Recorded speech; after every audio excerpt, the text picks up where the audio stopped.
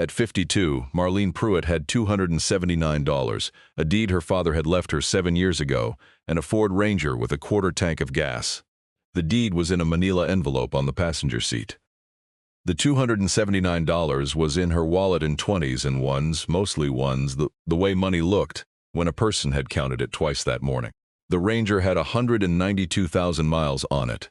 She had not driven it in 11 years because Dale had said the truck, Le Mans truck, and bought her like a man's truck and bought her a Camry instead, and the Camry had gone to Dale in the settlement, along with the house and the printing shop and the retirement account, and most of what a person collects across 27 years of marriage. The Ranger had been in her father's barn under a canvas tarp. It started on the second try. That was the kind of thing her father did. He left things that started on the second try. She pulled out of the courthouse parking lot in Springfield at 4:17 on a Tuesday afternoon in late August, and she did not look back at the building.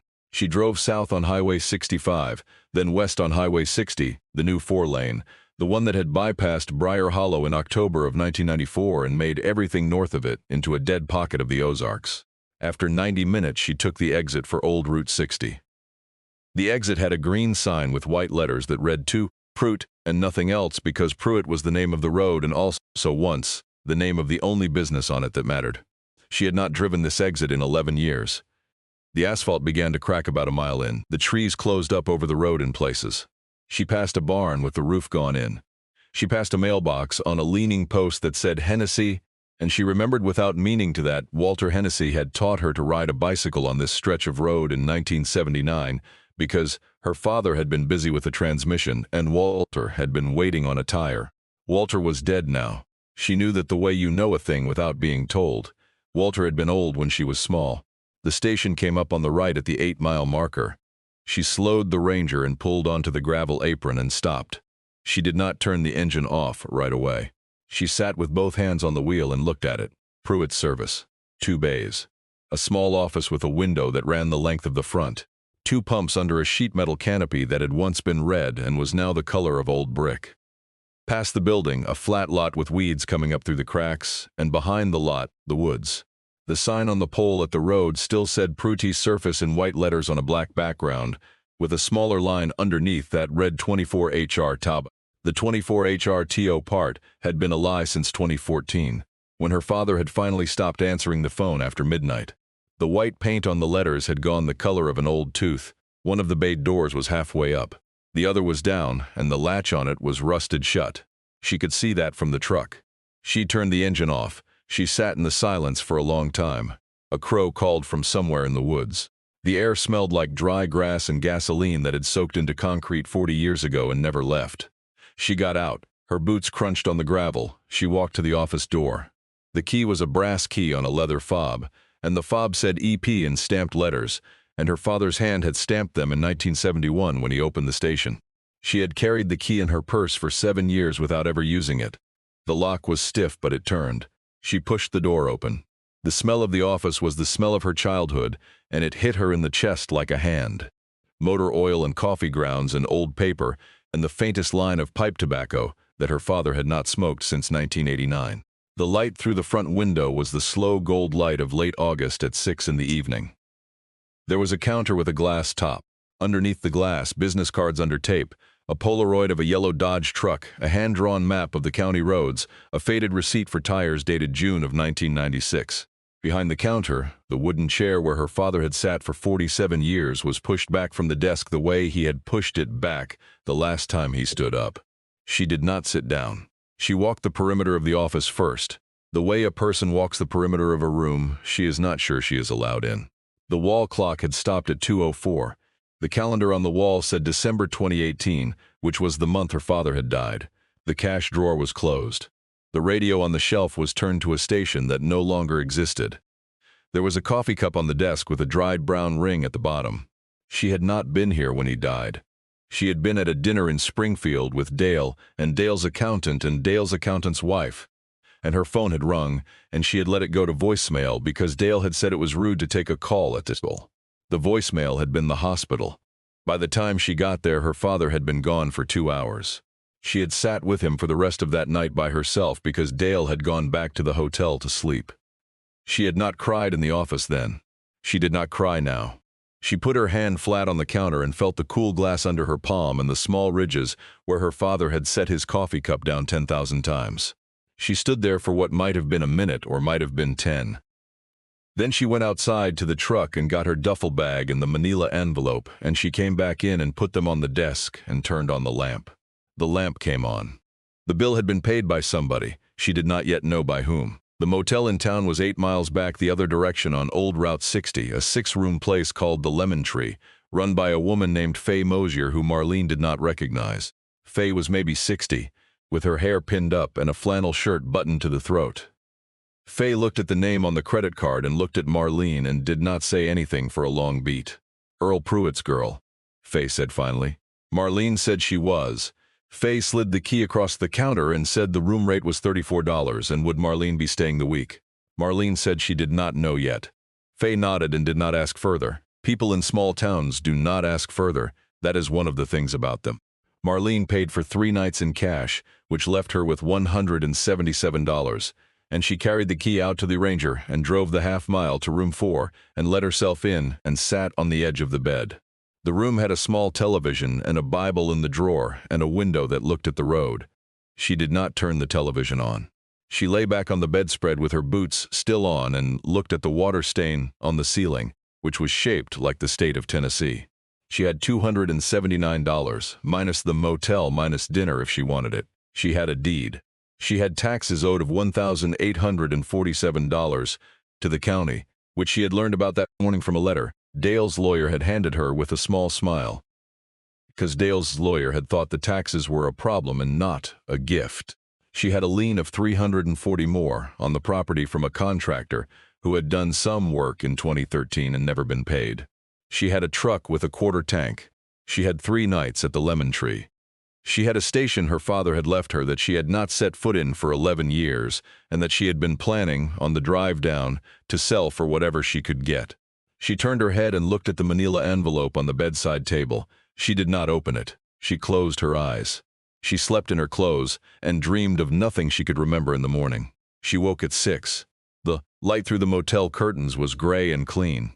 She drove to the station with a paper cup of coffee from the gas pump at the BP on the highway and a packaged donut she did not really want. She parked in the gravel apron and got out and stood in front of the building and looked at it the way a person looks at a job. The job was large.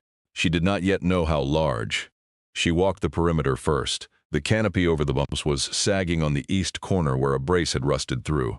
The pumps themselves were old mechanical units with the spinning numeral wheels, the kind that had stopped being legal in Missouri for retail sale of fuel sometime in the late 90s. Her father had kept them as a kind of monument. He had bought diesel and gasoline from a jobber in Mountain View and sold it on a handshake to a handful of farmers and one trucking outfit.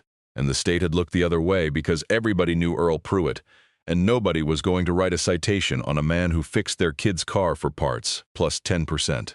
The bay doors were the next problem. The east door was off its track. The west door was rusted to the latch. She got the key for the side door and let herself into the garage, and the smell that came out was 40 years of motor oil and grease and rubber and dust, and she stood in it for a minute and breathed. The hydraulic lift in Bay 2 was lowered all the way to the floor. The pneumatic compressor in the corner had a film of dust an inch deep on top. The workbench along the back wall was covered in the careful disorder of a man who knew where every single tool was. She did not touch anything yet. She walked to the back of the garage and tried the office door from the inside, and it opened, and she walked through into the office and stood there. She had told herself the night before that she would call a realtor first thing in the morning. She had a name written down on the back of a receipt in her purse, a woman in Mountain View who handled rural commercial. She would call the realtor and find out what the property could go for in its current state, and she would take the offer, whatever it was, and pay the taxes and the lien and have a little left over to start somewhere. That had been the plan. She had said it to herself out loud on the drive down. She did not call the realtor that morning. She did not call her the next morning either. What she did instead was begin to clean. She drove the Ranger to the hardware store in Mountain View on the 3rd day, because the hardware store in Briar Hollow had closed in 2009, and the storefront was now a thrift shop run by the Methodist women. She bought a push broom and a dustpan and a 5-gallon bucket and a gallon of mineral spirits and a box of shop rags and a pair of leather work gloves in a small. She bought a pry bar and a flat blade screwdriver and a roll of 50-gallon contractor bags and a flashlight with batteries. She spent $41.17. She had $136 left. She loaded everything into the bed of the Ranger and drove back. She started in the office because the office was small, and she wanted to finish something on the first day. She emptied the trash can, which had not been emptied in 7 years. She took down the calendar from December 2018 and folded it and put it in a manila folder she labeled in pencil. She did not throw it out. She wiped the counter glass and the window glass with vinegar and newspaper. She lifted the coffee cup off the desk and washed it in the sink in the half bath behind the office and set it upside down on the drain board. The clock on the wall she left at 2:04. She did not know why. She told herself she would come back to it. The garage took 3 days. She started at the front and worked back. She swept the floor in long passes, and the dust came up in gray clouds that she had to wait for to settle. She filled 4 contractor bags with debris she did not let herself look at too closely.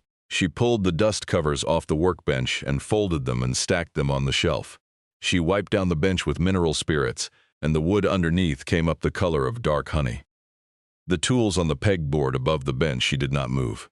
Her father had outlined each one in black marker, and a wrench that was not where its outlines said it should be was a wrench her father wanted to find quickly, and she could see at a glance which 2 tools were missing and which 43 were not. She did not know yet what the 2 missing ones were. She would figure it out. She found the wrench on the second morning. She had been clearing the back corner of the bench, where her father had kept a stack of repair invoices in a wooden box, and underneath the invoices was a soft cloth, and underneath the cloth was a wrench. A snap-on combination wrench, 9/16, the chrome dull but unblemished, the open end and box end both clean. On the handle, scratched into the metal with the point of a center punch in the unmistakable hand of a man who had owned tools his entire life, were the letters E.P. She had seen her father do that to a wrench when she was 9. He had set it on the bench and held the punch and tapped it with a small hammer. He had said a tool with a man's name on it never gets lost twice. She had asked what twice meant. He had said it meant if it walks off, somebody brings it back. She held the wrench in her palm. It was warm from the sun coming through the high window. She put it back on the bench. Then she picked it up again and put it in her back pocket and carried it with her the rest of the day. She did not know why. She did not need to know why. On the 4th day, she started on the lift. The hydraulic lift in Bay 2 was a 2-post automotive lift her father had bought used from a Ford dealership in West Plains in 1986. The hydraulic fluid in the reservoir had separated and gone the color of weak tea. She drained it into a 5-gallon bucket and capped the bucket and set it outside the bay door for proper disposal. She wiped down the posts and the arms with mineral spirits, and the rags came away black. She greased the column slides with the tube of marine grease she had found in a drawer. She checked the air lines on the compressor, and one of them was cracked, and she made a note in a small spiral notebook she had started carrying. The notebook was where she wrote down what she needed to buy next. The list had 11 items on it already. She did not have the money for half of them. She wrote them down anyway. A person who writes down what she needs is a person who is planning to find it. She did not say that to herself. She just kept writing. The bay door was the bigger problem. The east door was off its track in 2 places, and she could not lift it back up alone. She thought about that for a while on the 4th afternoon, sitting on the concrete with her back against the lift column and her father's wrench in her hand. She had been turning it over and over the way a person turns a coin. The brass of the metal had the warmth of skin. The center-punched letters caught the dust she had stirred up. She heard a truck pull into the gravel apron. She did not move at first. She had not heard a truck pull in for 4 days. She got up off the concrete and walked through to the office and looked out the front window. The truck was an old Chevy half-ton dark green with a single occupant. A man got out. He was older than she was, in his late 60s maybe, in a barn coat and a feed cap that said Deckers above the bill. He walked with the easy, unhurried gait of a man who had decided a long time ago that there was nothing in this life worth running for. He came to the office door and stopped on the concrete pad outside and waited. Marlene opened the door. The man took his cap off in the doorway, the way a man of a certain age in a certain part of the country still does when he speaks to a woman in a doorway. "Bo Tackett," he said. "I own the feed store down the road. Knew your daddy 51 years. Saw the truck. Wanted to make sure it was who I thought it was. Marlene said her name. She offered her hand. Bo took it. His hand was the size and texture of a baseball mitt. He held hers for 1 second and then let it go and put his cap back on. He looked past her into the office, and his eyes went around the room slowly, the way a man looks at a room he has stood in many times before and is checking now to see how it has changed. "It has not changed much," he said. Then he looked at her. "You staying?" She said she did not know yet. Bo nodded as if he had expected that answer and was untroubled by it. He looked past her at the bay door that was off its track. "East door is off," he said. She said she had noticed. Bo took his cap off again and scratched the back of his head and put the cap back on. "I'll bring my boy over after supper," he said. "Two of us can get her back on." She started to say he did not need to do that. He held up one hand, palm out, the way a man waves off a flag at a parade. "Your daddy lifted a tractor off my foot in 1983, he said. He set it down again, and he never asked me for anything, and he never told anybody about it. So I'm coming back after supper. I'll bring my boy, we will lift the door." He nodded once. Then he walked back to his truck and got in and pulled away. He did not look in the rear view. Marlene watched the dust settle behind the green Chevy, and then she stood in the doorway for another minute and looked at the empty road. Bo came back at 7. His boy was 46 and named Calvin and built like a refrigerator. They lifted the east door back onto the track in 8 minutes and tested it twice and lowered it twice and pronounced it sound. Bo would not take any money. Marlene did not have any money to offer him anyway. He said the feed store stocked a kerosene heater she might want for the back of the garage when the nights cooled. He said she should come by. She said she would. Calvin shook her hand and did not say anything because Calvin did not speak much, his father explained later. The two of them got in the Chevy and pulled away. The sun was going down behind the woods, and the light on the canopy went red and then went out. She stood in the bay with the door working now, and the air cool through the open mouth of the building, and she put her hand on the column of the lift, and she said out loud to nobody, "All right." She said it twice. "All right. All right." Then she went back into the office and locked up and drove to the lemon tree and slept 8 hours in a row for the first time in 9 months. She found the panel on the 7th day. She had been cleaning underneath the lift, on her hands and knees, working the edge of the pry bar along the seam where the concrete pad met the steel base of the hydraulic post. There was a small access panel set flush in the steel. She had seen access panels on hydraulic lifts before. They were usually for routing the hydraulic line down through the floor. This one had 4 bolts on its face. The bolts had been painted over with the same gray paint as the column. The paint had been redone recently, within the last few years. She could see the slight difference in shade. She sat back on her heels and looked at the panel. She thought about it for a minute. Then she stood up and went to the bench and got a socket wrench and a 1/2-inch socket, and she came back and tried the first bolt. The bolt turned easy. The thread had been greased. Greased recently. She knew the feel of a bolt that had been seated and removed and reseated many times. She backed it out and set it on the concrete. She did the second bolt, the 4th. She lifted the panel away. Behind the panel was a recess in the steel column, 6 inches deep, 10 inches wide, 12 inches tall. Inside the recess was a small safe, not a wall safe. A portable lockbox, the kind a man buys at a hardware store for $50, with a key lock and a handle on top. It was sitting on its side. There was a key taped to the back of the panel she had just removed. The tape was old, the way packing tape goes amber. She peeled the key off the tape. The key was small, and the head of it was wrapped in a piece of paper. She unwrapped the paper. The paper was a strip torn from the bottom of a repair invoice, dated August of 2016, 2 years and 4 months before her father died. On the strip, in pencil, in her father's hand, were 3 words. "For my daughter." She sat on the concrete next to the lift and held the key in her palm. The wrench was in her back pocket. She could feel the weight of it.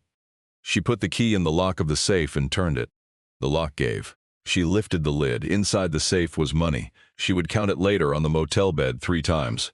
$14,300 in cash, mostly older bills, 50s and 20s, banded in paper sleeves with the year written on each sleeve in pencil.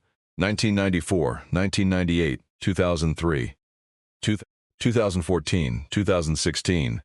6 sleeves. Above the money in a flat layer was a leather-bound ledger. The leather was dark with handling. Above the ledger, sitting on top of it, was a sealed envelope. The envelope was a plain number 10 business envelope. On the front of it, in her father's hand, were 2 words. For Marlene. She did not open the envelope right away. She did not touch the money. She picked up the ledger first, because the ledger was the thing she did not understand, and she sat on the concrete under the lift in Bay 2 of her father's garage on a Thursday afternoon in early September, and she opened it to the first page. The first page was a date. October 14, 1979. Under the date in her father's hand was a name, Walter Hennessy. Under the name, 3 lines, transmission, wife at Mercy Hospital, $300. Then a single word on its own line, slightly indented in the same pencil, forgiven. She turned the page, November 2, 1979, another name, Linda Crow. New tires. Husband out of work. $82. Forgiven. The page after that had 2 entries. January of 1980 of 1980, name she did not know and name she half remembered from being small. Engine rebuild, brake job. New battery in February with a temperature of -4 and a husband who needed to get to a dialysis appointment in Springfield, $40. Forgiven. She turned the pages slowly. Each page had 1 to 3 entries. The dates went forward in a steady line through the 80s. She saw names she remembered. She saw the name of her 7th grade English teacher. She saw the name of the man who had run the post office. She saw the name of the woman who had cut her mother's hair. Each entry was the same shape, date, name, the work that was done, a line about why. The dollar figure. And underneath, sometimes after a gap up of months, sometimes after a gap years, a single word. Forgiven, forgiven, paid ongoing, forgiven, paid, forgiven. The dates kept going. The 80s became the 90s.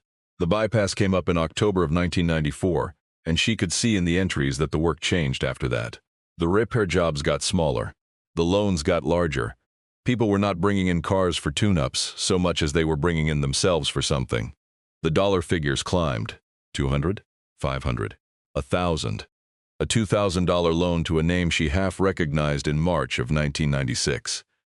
Underneath, after a 4-year gap, she kept turning. She got to the year 2000, she got to 2007. She got 2014. She got to a page near the back. The last entry was dated October of 2017. The name was a young man she did not know. The work was a truck transmission. The amount was $900. Underneath, in her father's hand, was the word ongoing, and then below it, in a different ink, in a hand she did not recognize, a more recent hand, a single word. Paid. Somebody had been keeping the ledger up to date after her father died. She closed the ledger. She set it on the concrete next to her thigh. She picked up the envelope. She held it in both hands. She broke the seal with her thumb. The letter inside was 4 pages, handwritten on lined paper from a legal pad in her father's small, steady hand. She did not read the whole thing. She read the first paragraph. She read it twice. Marlene, if you are reading this, you came home. That is a sentence I have written down many times and put in this envelope and taken back out and rewritten, because I have not always believed it would be true. But here is the thing I want you to know first, before any of the rest of it. The station is not what I left you. The station is the building. The names in the book are what I left you. I have been carrying them for a long time. You are going to carry them now if you want to. You do not have to.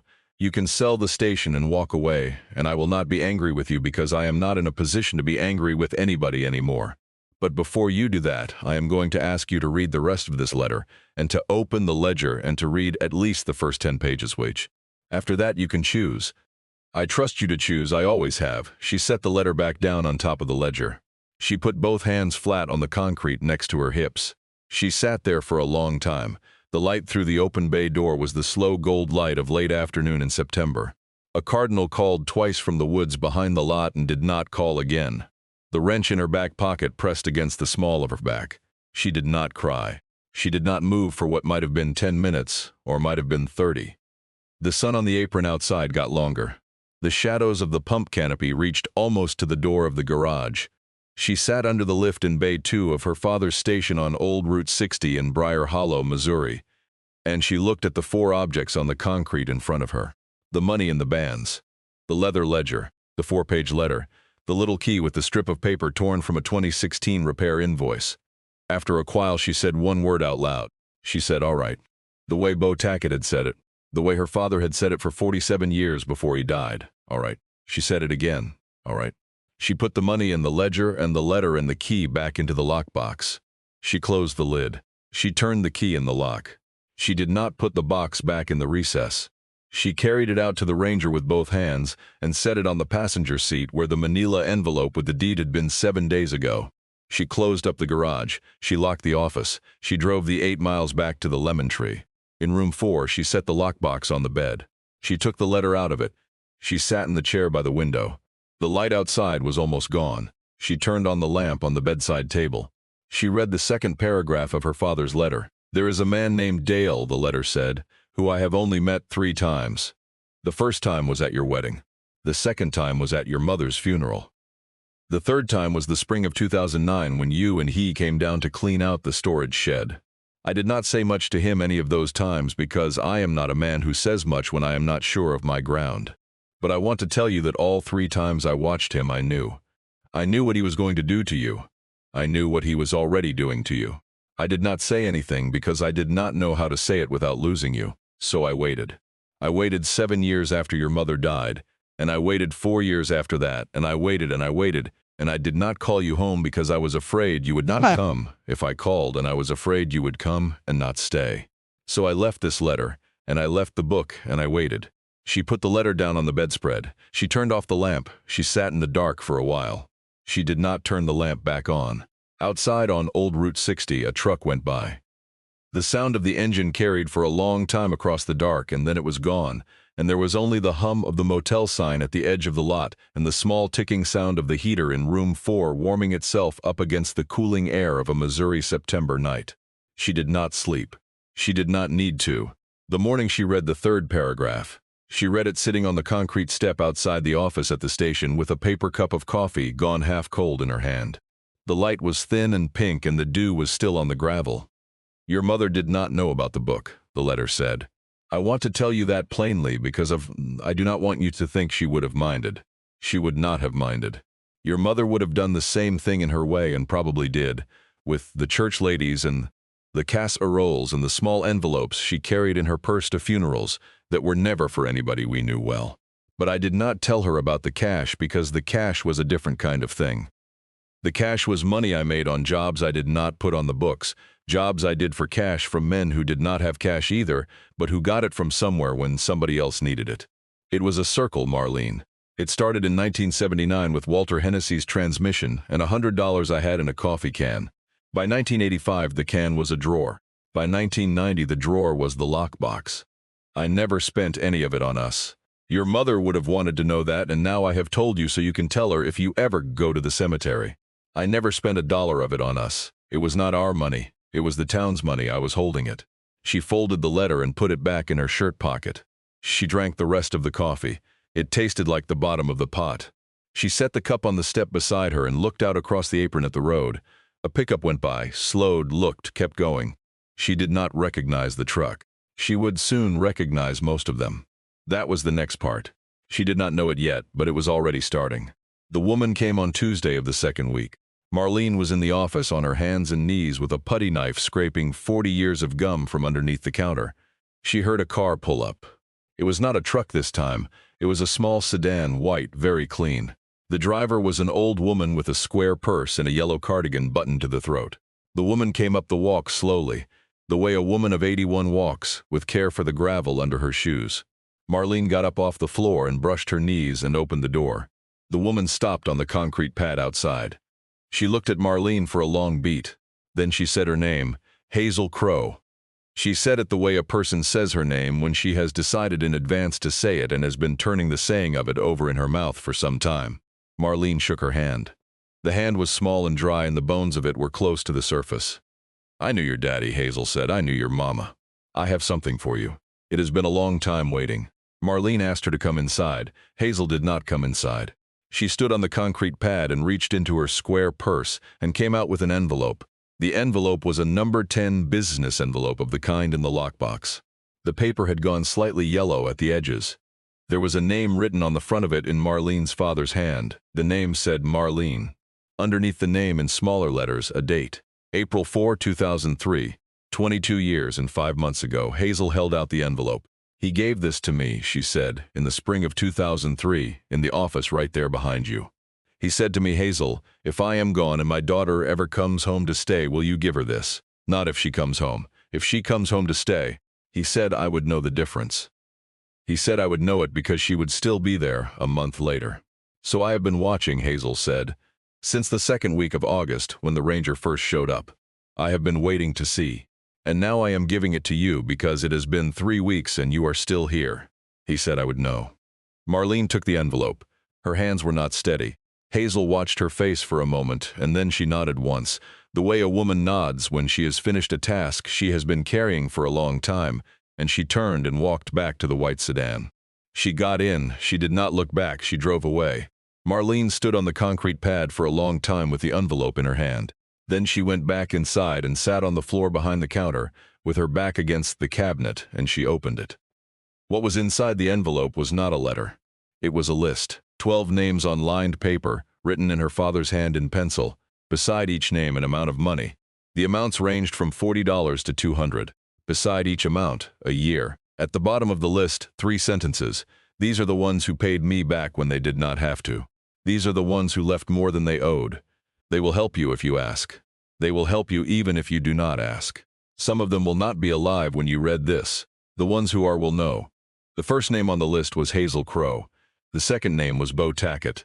She read the list 3 times. She folded the paper. She put it in her shirt pocket alongside her father's letter. She got back up off the floor and went back to scraping gum from under the counter. Her hands shook for the next hour, and then they stopped. The young man came on Friday. She had been expecting somebody, though she could not have said why. The station had no sign out front yet that said it was open. She had not advertised. She had not called any of the names on the list. She had been working. She had been doing the work, and letting the work do its work on her, which was something her father had told her once when she was 12 and crying over a math test that the work would do its work if she would just let it. He had said it standing at the bench in the garage with a starter motor in his hands. She had remembered the sentence and forgotten the starter motor until last Tuesday, when she had found one on the back shelf with a tag in her father's hand that said Rebuilt 2017 for pickup. She had set the starter motor on the bench and looked at it for a while, and gone back to sweeping. The young man came in a Toyota Tacoma that had been a truck once and was now mostly hope. He pulled in at 3 in the afternoon. He sat in the truck for a while before he got out. When he got out, he was about 23, lean in a navy work shirt that was too big in the shoulders, with the cuffs rolled up twice. He came to the office door and stopped. "Help you," Marlene said. He looked past her into the office, and his eyes moved over the wall the way a man looks at a room that interests him without his wanting to show that it interests him. He looked at the lift visible through the back doorway. He looked at the workbench beyond. He looked at the pegboard. "You hiring," he said. She had not thought about it that way. She had not thought about it at all. She looked at the young man who was looking past her at the bench, and she said what came to her without her deciding to say it. "Tell me what you can do." He said his name was Cole. He said he had grown up in Poplar Bluff, which was an hour and a half south. He had gone to a vocational program at 16. He had worked for 2 years at a Quick Lube in Sykeston, and a year at an independent shop in Poplar Bluff, and 6 months at a Ford dealership in Cape Girardeau before he had quit the dealership. He did not say why he had quit. He said he could do brakes and rotors and CV joints and shocks and a clutch if he had the time and a transmission rebuild if he had the bench. He said he was clean on his license. He said he had his own tools, mostly, that he kept in the bed of the Tacoma under a tarp. He did not say where he was sleeping. She did not ask. She watched his face when he was talking, and there were things on his face that he was not saying and that she did not need him to say. She thought about it. She had $412 left of her cash, and $180 of receipts on jobs she had done since opening the East Bay door, mostly small things, a battery jump, an oil change for Bo Tackett's daughter-in-law, a flat tire for a state trooper who had stopped by on patrol and noticed the lights on. She did not have payroll. She had a lockbox with $14,300 in it that her father had told her was not hers. She heard her father in her head saying, "All right," saying it the way Bo had said it, saying it the way a man says a word when the word is the only thing he is going to say. "I cannot pay you much," she said. "I can pay you $10 an hour to start. I can let you sleep on the cot in the back room if you keep it clean. I can feed you breakfast and supper out of what I can cook on a hot plate, which is not much. If we make money, I will give you more. If we do not make money, I will tell you and you can decide." Cole did not answer for a long beat. He looked past her at the bench again. Then he looked at her. "That'll do," he said. She offered her hand. He took it. The grip was firm and brief. He went to the Tacoma and came back with a green canvas tool roll and a milk crate of sockets and a Carhartt jacket with a torn pocket. She led him into the back room and showed him the cot and the half bath and the hot plate. He set his things on the cot. He did not look at her while he did it. He did not seem to want to. She left him to it and went back into the garage and stood at the bench and looked at the starter motor that her father had rebuilt in 2017 and tagged waiting for pickup. She did not know who it was waiting for. She would soon. She picked up the tag and turned it over.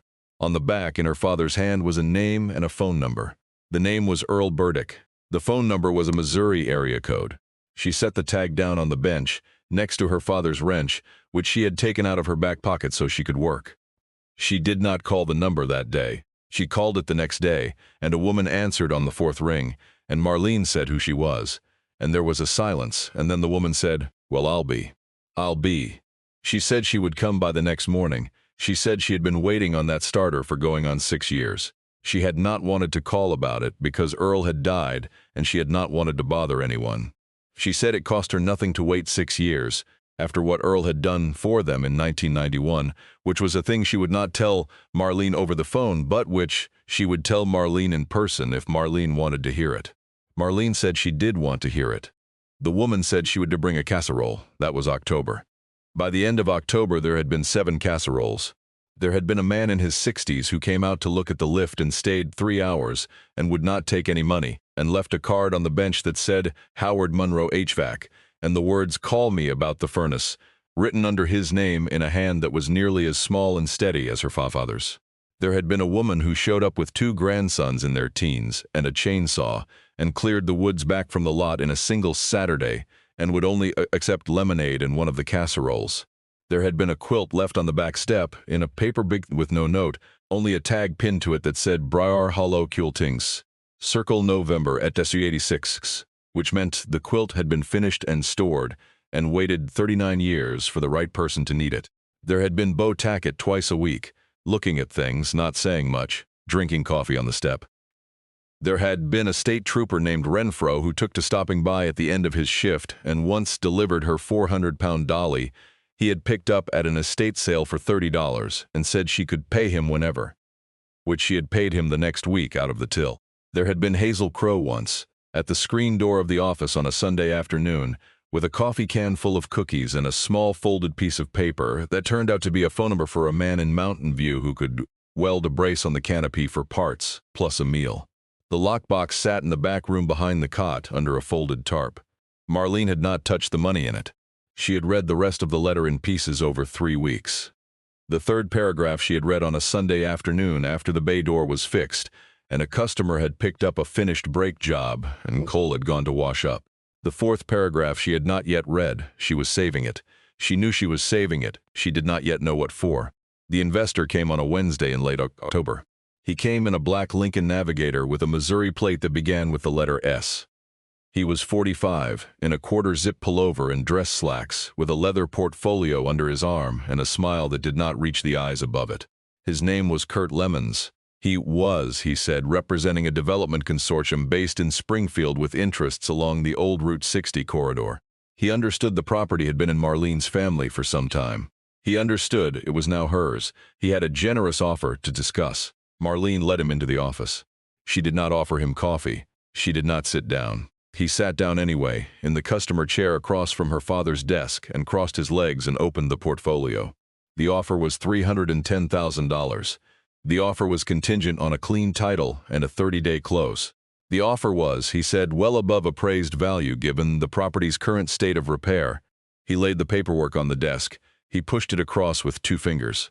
The Missouri Department of Transportation, he said, was in the final phase of a study on the expansion of Highway 60 to 6 lanes between Mountain View and Kabul. The study would recommend an alternative routing for the 4-lane that would shift the alignment northward, by approximately 2 miles, which would put the new alignment within 400 of where they were currently sitting. Eminent domain proceedings were anticipated to begin within 12 months for properties within the realignment corridor. The consortium was prepared to offer her a clean deal now, before the announcement, for an amount that would substantially exceed what the state would offer her as compensation for the taking. He said the word taking in the soft, careful way a man says a word he wants you to register without thinking about. Marlene listened to him without interrupting. When he stopped, she stood for a moment looking down at the paperwork on the desk. The paperwork had a letterhead with a name she did not recognize and an address she did not recognize and a logo of 3 interlocking ovals. The pen Kurt Lemons had set on top of the paperwork was a cross pen with a polished barrel. The pen was worth more than 3 days at the lemon tree.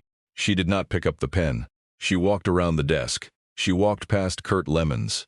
She opened the door to the back room, and she took the lockbox out from under the tarp on the cot, and she carried it back into the office, and she set it on top of the paperwork.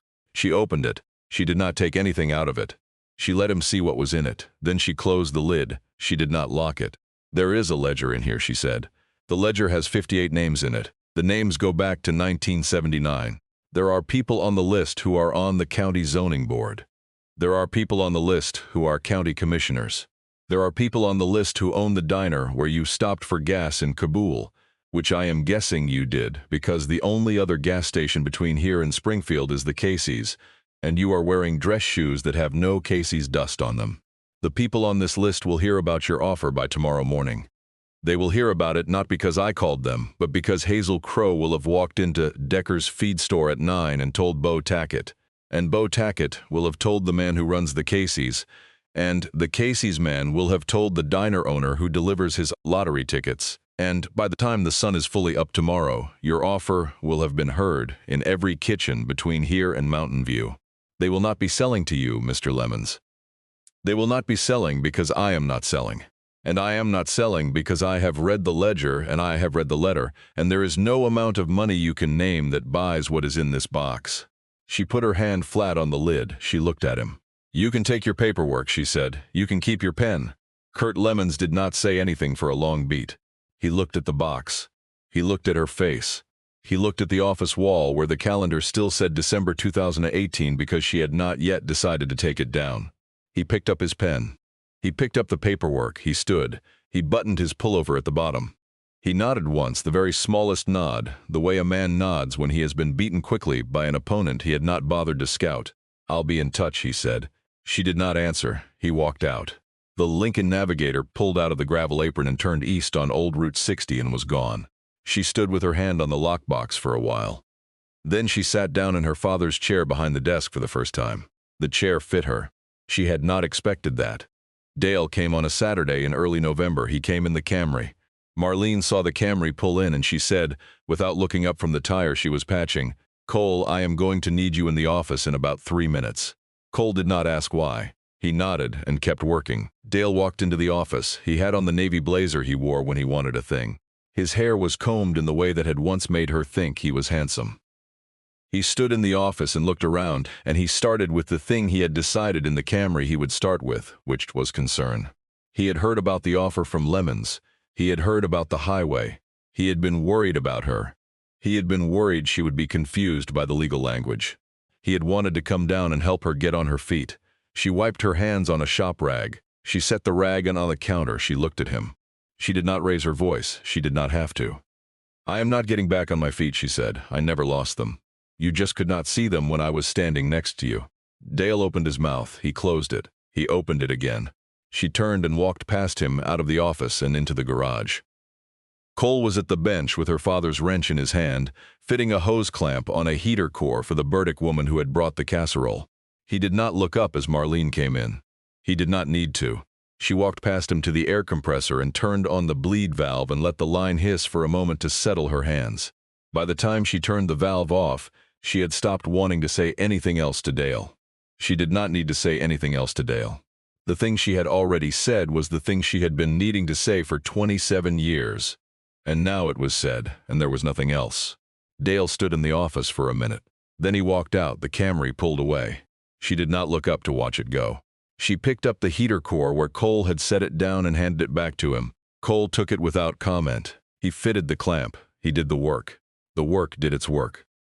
The county zoning hearing was on a Friday evening, the 14th of November, in the meeting room of the Briar Hollow Town Hall, which was the front room of a building that had been the bank until 1987 and the library until 2004, and was now the place where the county did business in this part of its territory once a month. There were 42 chairs set up. They were all full by 6:50. There were people standing along the walls. Marlene had not asked any of them to come. She had not asked anyone. She had only told Bo Tackett on the Wednesday, that she would be speaking at the hearing on the Friday. Bo had nodded. He had said he would be there. That had been the entire extent of her advance work. The commissioner who chaired the hearing was a man named Hollis Pence, 62, in a brown suit, with reading glasses on a string around his neck. Hollis Pence's name was on page 31 of the ledger. The amount beside his name was $412, and the year was 1996, and the work was a transmission, and the wife had been at Mercy Hospital. Underneath, in her father's hand, the word said paid. When her turn came, Marlene stood up at the small podium at the front, and she did not have notes. She had decided on the drive over that she would not have notes. She looked out at the room. She saw Bo Tackett in the third row. She saw Hazel Crow 2 seats down from him. She saw the woman who had brought the casserole. She saw the man with the chainsaw and his 2 grandsons. She saw the state trooper named Renfro in the back, off duty, in plain clothes with his arms crossed. She saw Cole leaning against the back wall with hands in his jacket pockets. She said her name. She said she was Earl Pruitt's daughter. She said she had come home in August and had been at the station since. She said she had received an offer from a development consortium, and she had declined the offer. She said she was declining it permanently. She said she would not be selling the property, and she would not be selling any portion of the property, and she would be contesting any proceeding under eminent domain that came at her. Then she took the ledger out of her bag and set it on the podium. She did not open it. She put her hand on it. This book, she said, has 58 names in it. Some of them are in this room. I am not going to read the names. I am not going to embarrass anybody. I am only going to say that my father kept this book for 39 years, and that the book is the reason the station is still standing, and the reason this town is still standing in the way that it is. The book is not for sale. The land it sits on is not for sale. If anybody in this room would like to know whether his or her name is in this book, they can come by the station any time, and I will look. That is all I came to say. She picked up the ledger. She came down from the podium. She walked back to her seat. There was a silence. It was the kind of silence that is not empty. Then Bo Tackett stood up. He did not turn to face the front. He turned to face the room. He said his name. He said the year. He said the amount. He said his name again. Then he sat down. Her up, so Crow stood up. She said her name. She said the year. She said the amount. She sat down. Howard Munro stood up. The woman with the casserole stood up. The man with the chainsaw stood up. His grandsons stood with him because they did not know what was happening, but they knew their grandfather was doing it, and they did not want to leave him standing alone. 8 people stood, then 10, then 12. Hollis Pence sat at the front of the room with his reading glasses in his hand and looked at the people standing and did not say anything. Then Hollis Pence put his glasses down on the table in front of him and pushed his chair back and stood up. Hollis Pence said his name. He said the year. He said the amount. He sat down. The motion before the board was tabled by unanimous voice vote 10 minutes later. The proposed realignment of Highway 60 was sent back to the Planning Commission for further review.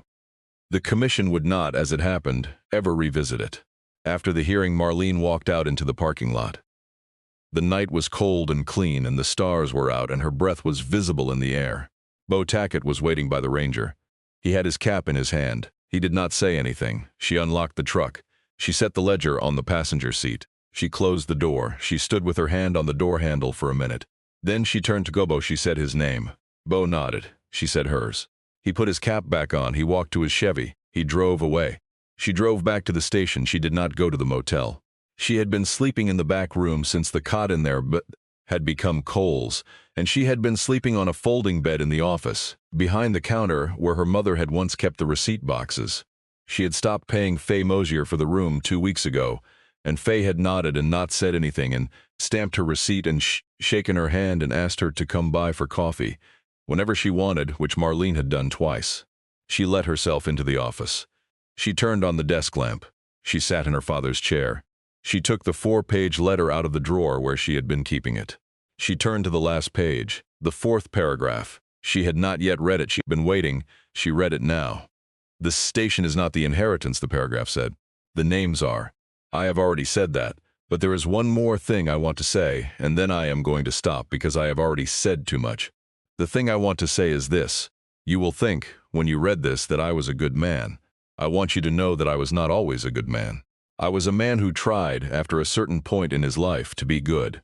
I was a man who decided, when I was 31 years old, on a night your mother and I have never told you about, That I was going to spend the rest of my life trying to be the kind of man who could be trusted with a coffee can. That is what I tried to do. I do not know if I succeeded. The book in the lockbox is the record. You can decide. I love you. I have always loved you. I am sorry about the 7 years I was waiting. Daddy. She folded the letter. She put it back in the drawer. She turned off the lamp. She sat in the dark. She did not cry. She had stopped expecting to cry. The crying had been happening, she understood, in some smaller way for weeks now, with the work, with the names, with the cot in the back room, with the wrench in her back pocket. The crying had been happening through the work, and the work had been doing its work. She went out to the garage. She stood under the lift in Bay 2. She put her hand on the column. The metal was, she said, all right. By spring the station had a sign. The sign had been made by the man with the chainsaw, who was named Royce Linville, and was also, it turned out, a sign painter who had retired from a billboard company in Springfield. He had painted the new sign in his garage over the winter. The sign said Pruitt Surface, and underneath it said EST 1971, and at the bottom, smaller letters, it said "and daughter."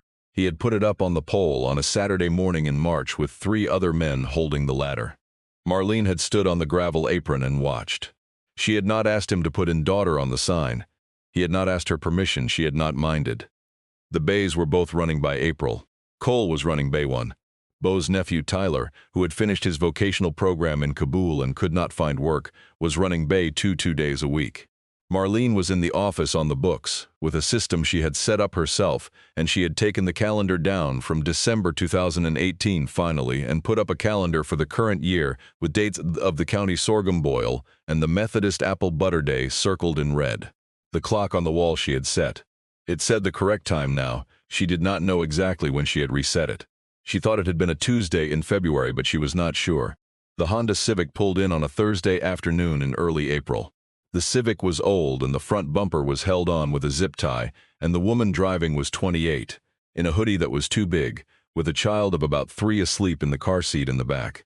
The woman got out and stood beside the Civic and looked at the pumps, and looked at the station, and looked at Marlene through the office window.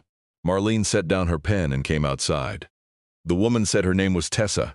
She said she was driving from Sykeston to Springfield to a job interview that she was not going to make. She had $9. The Civic had run dry of gas a quarter mile back on Old Route 60, and she had coasted the rest of the way down the long hill into the apron. She said all of this looking at the gravel under her feet and not at Marlene. The child in the car seat slept with his mouth open and one hand against the window. Marlene listened. She did not interrupt. When Tessa had stopped, Marlene said her name. She said, "Come on inside." She made Tessa a cup of coffee on the new pot Howard Munro had brought over in January, and she gave her a sandwich she had been planning to eat for supper, and she went out to the pump and put $9 of gas in the Civic. She added $6 more from her pocket. She brought a sleeve of crackers from the office and a juice box she had been keeping for the cooler. She came back inside. Tessa had not touched the coffee. She was looking at her hands. Marlene took the ledger off the shelf behind the counter. She set it on the counter. She opened it to a fresh page near the back. She wrote down the date. She wrote down Tessa's name. She wrote down $15.73. "What are you doing?" Tessa said. "I am writing it down," Marlene said, "so I know." Tessa said she would pay it back. She said she would mail it. She said it more than once.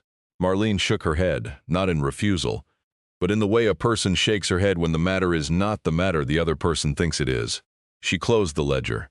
She put it back on the shelf. She said, "You do not have to mail it. You do not have to come back. If you come back, I will be glad. If you do not come back, that is all right too. There are other ways it gets paid." Tessa cried for a minute quietly, with her hands pressed flat to the counter. Marlene did not move toward her. She let her cry. After a minute, Tessa wiped her face on her sleeve and picked up the sandwich and the juice box and the crackers and the keys to the Civic, and she said thank you, and she walked out, and she got in the car, and she drove away.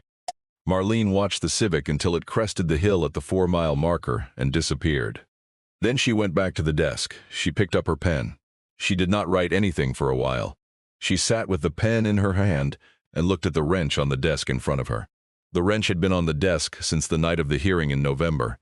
She had not put it back in her pocket. She had not put it back on the bench. It sat on the desk by the inkwell that had been her mother's and the small framed photograph of her parents in 1972 that she had found behind a folder in the file cabinet in February and had put up where she could see it. It was almost supper time.